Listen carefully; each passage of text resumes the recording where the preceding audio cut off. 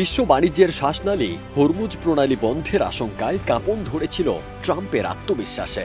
12 দিন ব্যাপী Iran Israel উত্তেজনায় হরমুজ প্রণালী অবরোধ করে মাইন বসানোর প্রস্তুতি নিয়েছিল ইরান। এই পথটাই যেন পরিণত হচ্ছিল একটি সম্ভাব্য সংঘর্ষের মঞ্চে, এমনটাই দাবি যুক্তরাষ্ট্রের। ওয়ালটন এখন দেশের সীমানা পেরিয়ে পৌঁছে গিয়েছে 50টিরও বেশি দেশে। ওয়ালটন, ঘরে ঘরে বিশ্বজুড়ে। রয়টার্স জানায়, গত জুনে ইসরায়েলের হামলার জবাবে পারস্য উপসাগরে মাইন বসানোর প্রস্তুতি নিয়েছিল ইরান।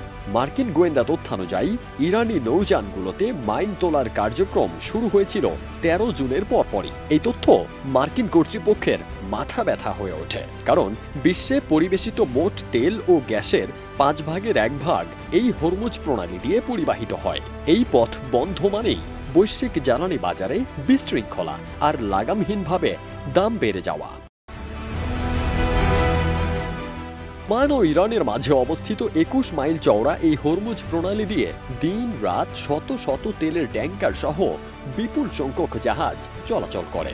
জাহাজ চলাচলের জন্য দুদিকে 2 মাইল করে ব্যবহারযোগ্য মোট 4 মাইলের এই সংকীর্ণ পথেই আটকে পড়তে পারত বিশ্বের বাণিজ্য চক্র।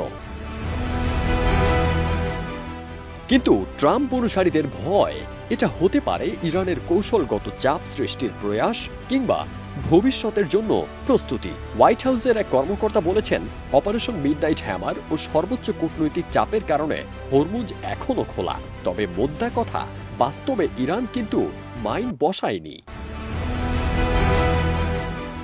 বিশ্ব হয়তো এবারের মতো বড় ধরনের সংঘাত এড়াতে পেরেছে, তবে প্রশ্ন কিন্তু থেকেই যায়, পরবর্তী উত্তেজনায় কি ইরান সত্যি বিশ্ব বাণিজ্যের এই শ্বাসনালী বন্ধের দিকে হাত বাড়াবে? বিশ্বের সবচেয়ে কৌশলগত এই জলপথে সামান্য এক বিন্দু উত্তেজনাই জ্বালিয়ে দিতে পারে বিশাল আগুন।